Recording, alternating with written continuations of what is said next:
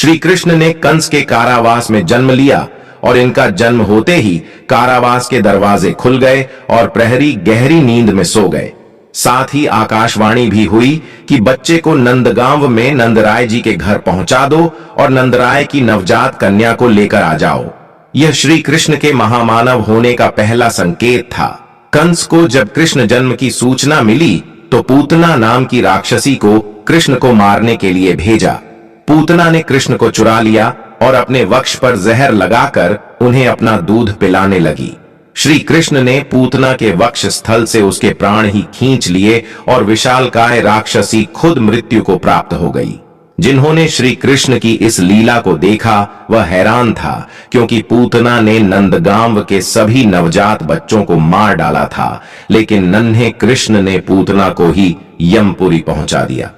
उसी समय से लोगों ने कहना शुरू कर दिया, कृष्ण सामान्य मनुष्य नहीं, कोई महामानव है। कालिया नाग को कंस ने यमुना में भेज दिया। इसके जहर से यमुना का जल काला पड़ गया। इस जल को पीने से पशु पक्षी और लोग मरने लगे। नंदगांव के लोग सोचने लगे कि अब गांव छोड़कर कहीं और बसना पड़ेगा, लेकिन श्री कृष्ण को ऐसा होना मंजूर नहीं था। एक दिन खेल खेल में श्री कृष्ण यमुना नदी में कूद पड़े और पहुंच गए कालिया नाग के सामने। कालिया का वध कृष्ण करने ही वाले थे कि नाग कन्याएं प्राण की रक्षा की प्रार्थना करने लगी। श्री कृष्ण ने कालिया को नंदगांव से दूर जाने के लिए कहकर माफ कर दिया। कालिया ने श्री कृष्ण के सामने सिर झुका दिया और श्री कृष्ण ने कालिया के फन पर खड़े होकर नटराज के रूप में नृत्य करना शुरू कर दिया। नंदगांव के लोगों ने जब इस दृश्य को देखा तो हैरान रह गए और उन्हें विश्वास होने लगा कि श्री कृष्ण महामानव हैं।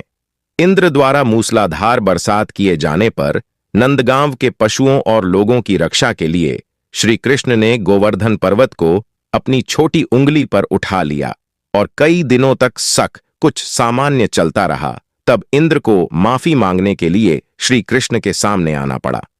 जब लोगों ने श्री कृष्ण की यह लीला देखी तो उन्हें पूरा यकीन हो गया कि श्री कृष्ण मनुष्य रूप में भगवान हैं, और श्री कृष्ण के कहने पर गोवर्धन पर्वत की पूजा शुरू कर दी। और तभी से हर साल गोवर्धन पर्वत की पूजा की परंपरा चली आ रही है। कंस के पहलवानों को पराजित करके कंस का वध करना किसी सामान्य व्यक्ति के वश की बात नहीं थी।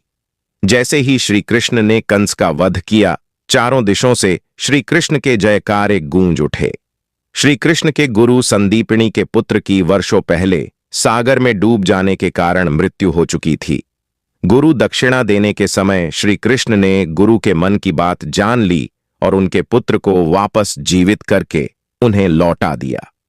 जब गुरु ने अपने पुत्र को जीवित देखा तो उन्हें यकीन हो गया कि श्री कृष्ण मनुष्य देह धारण किए हुए वास्तव में परमात्मा है, क्योंकि मरे हुए व्यक्ति को जीवित करना किसी मनुष्य या सामान्य देवता के वश की बात नहीं है। पांडवों के दूत बनकर जब श्री कृष्ण दुर्योधन के पास पहुंचे तो दुर्योधन ने श्री कृष्ण को बंदी बनाने का आदेश दिया।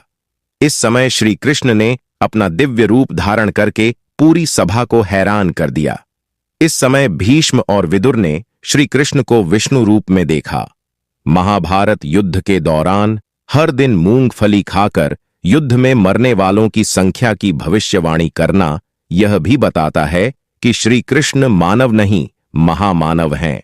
श्री कृष्ण का विराट रूप साक्षात उनके परब्रह्म परमेश्वर होने का सबूत देता है, और इसके बाद कोई शक नहीं रह जाता कि श्री कृष्ण मानव देह में श्री विष्णु के अवतार हैं। बेटा, ऐसी ही वीडियो देखने के लिए हमारे चैनल को सब्सक्राइब जरूर करें।